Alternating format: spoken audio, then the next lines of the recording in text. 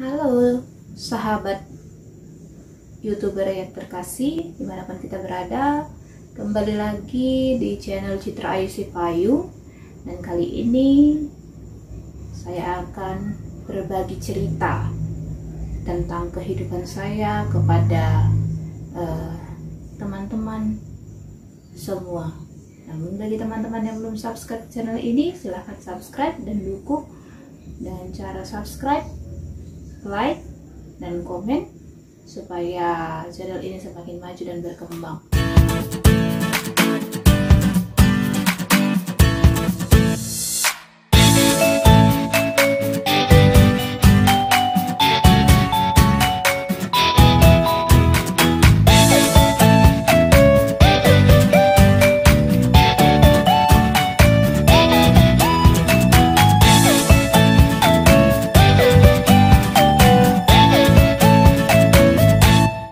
Pada tanggal 3 Desember 1991 lahirlah seorang anak perempuan bernama Citra Ayu Sipayu, anak kedua dari 5 bersaudara yang adalah perempuan semuanya.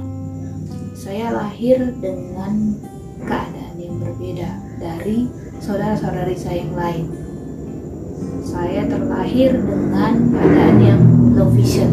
Pada umur 8 bulan mata kiri saya dioperasi karena ditemukan ada katarak, dan setelah dilakukan operasi ternyata saya harus dilakukan operasi kembali pada umur 5 tahun di sebelah kanan karena kataraknya berpindah. Dan operasi yang dilakukan itu mengalami kesalahan atau boleh dikatakan malpraktek. Katanya bola mata saya terbalik dipasang, jadi harus dioperasi kembali. Operasi mata itu mengakibatkan dampak bagi penglihatan saya selanjutnya, karena terlalu dini dilakukan operasi. Itu semua karena orang tua saya, terkhusus ibu saya, khawatir kalau saya akan menjadi buta. Tetapi itu ternyata memberikan efek kepada penglihatan saya karena terlalu dini dioperasi, maka saya mengalami low vision atau menurunnya kemampuan penglihatan mata saya. Dan mulai dari kecil saya harus mengenakan kacamata, bukan kacamata yang ini ya, tetapi kacamata yang sangat super tebal karena sebelah kiri plus 1400 dan sebelah kanan plus 1200. Jadi kacamata saya begitu tebal, dan alhasil yaitu mempengaruhi pergaulan saya. Saya dikatakan kuper, saya dikatakan culun, saya dikatakan buta, dan lain sebagainya. Semuanya itu terjadi sejak saya masuk sekolah SD. Tidak ada yang mau bergaul dengan saya, bahkan mengolok-olok saya, mengejek saya, dan semua yang telah saya alami di sana. Kelas pun saya mengalami pengecualian dari murid yang lain karena di samping saya belum cukup umur masuk sekolah, saya juga karena keterbatasan saya dispesialisasikan oleh guru saya dalam hal belajar. Itu berlangsung terus menerus karena memang orang tua saya tidak mau saya masuk ke yayasan tunanetra, tetapi membiarkan saya untuk tetap belajar bersama-sama dengan orang-orang yang dapat dikatakan bukan difabel, non disabilitas, atau yang terkenal dengan sebutan tidak cacat atau normal. Jadi saya mengikuti pelajaran dengan segala keterbatasan yang saya miliki. Keadaan saya menangis karena merasa saya itu tidak bisa mengikuti irama teman-teman.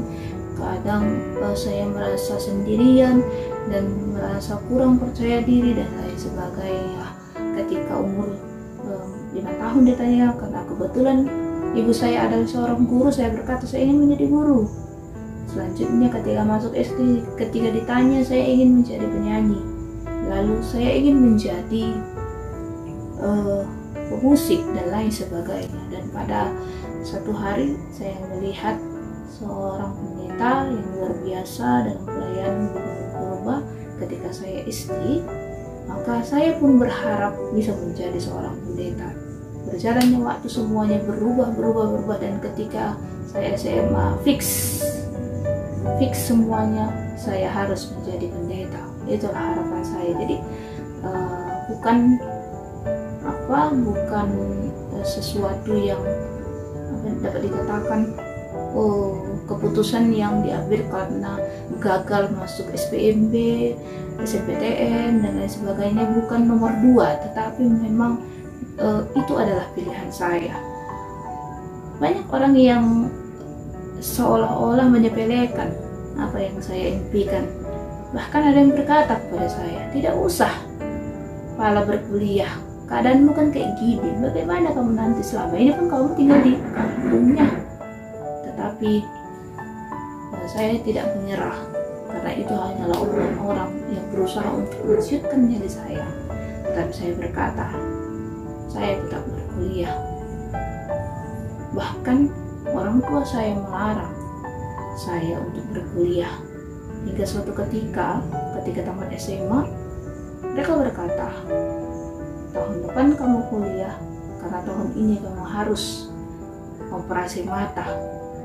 Itu hanyalah alasan untuk menghalangi saya sekolah teologi.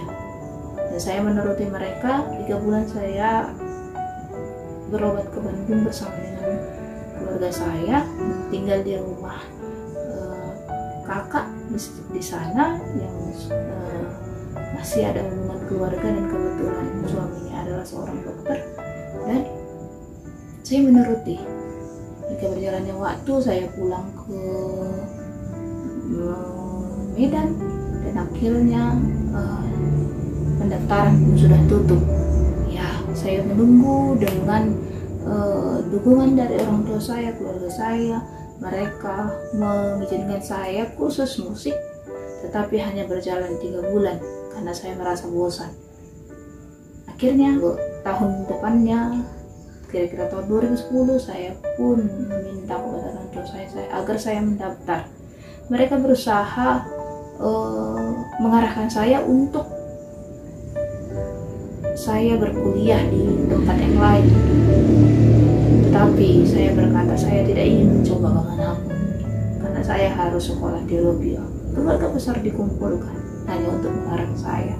Tetapi saya berkata, dengan doa, saya berdoa kepada Tuhan, keputusan yang saya ambil, jika saya lulus tes, berarti itulah jalan Tuhan. Tidak usah menjumpai siapa-siapapun. Tapi jika saya tidak lulus, saya tidak akan ikut gelombang manapun. Nah, dengan tekad saya dan doa saya, hingga akhirnya orang tua saya pun menyetujui keinginan saya. Perjuangan itu tidak sampai pada saat itu saja. Ketika mengikuti perkuliahan, saya mengalami kesulitan. Saya mengalami kesulitan di asrama, saya mengalami banyak hal di sana.